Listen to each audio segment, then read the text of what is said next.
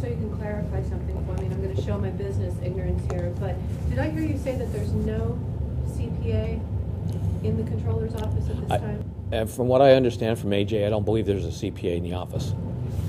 With your lack of financial education, Sure. do you feel comfortable coming into this position? Do you feel capable of taking the position, especially since you don't have a CPA in the office right now? That's a valid question and a very good question, because actually that's come up before in the primary. One of the issues that we have with the controllers, first of all, the controller can't do the audits. So, I mean, financial background, no question about it, would definitely be helpful for a person who's running for the office of controller. But the big issue is the controller's a manager, just like all the rest of them.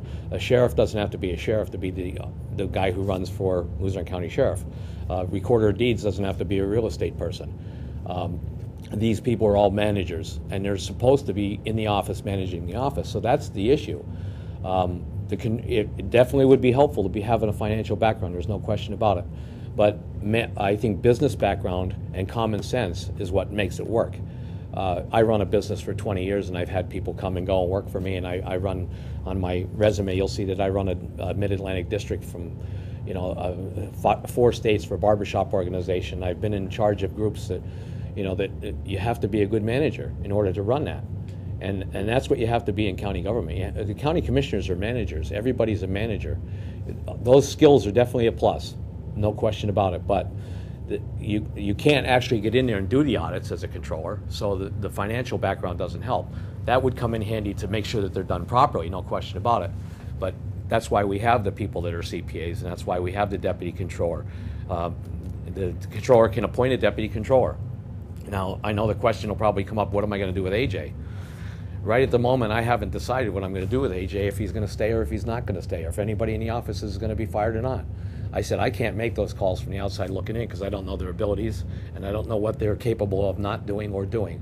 So when I get in the office, I will definitely assess that and make sure that they're doing their job. If they're doing their job and they're doing it properly and getting it done on time and there's no problems, we won't have an issue. But if I get in the office and I find out there isn't a problem and they're not doing their job, then I'll be the first to put my hand in the air and say you have to leave.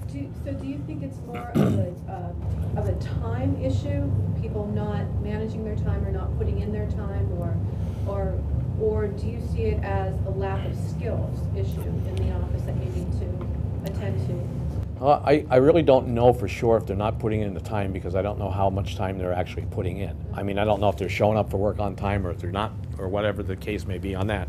But I do think that if they're showing up on time and they're not obviously skilled enough to do the job, that's a concern. And that can either be addressed by education, like I stated previously, we can educate them better so that they are more productive, or we can replace them to get people in there that can do the job that need to be done. Talking about that education, would you yourself take advantage of that? Oh, absolutely, absolutely. It would definitely be something that I would think that everybody that needs that kind of education would take advantage of.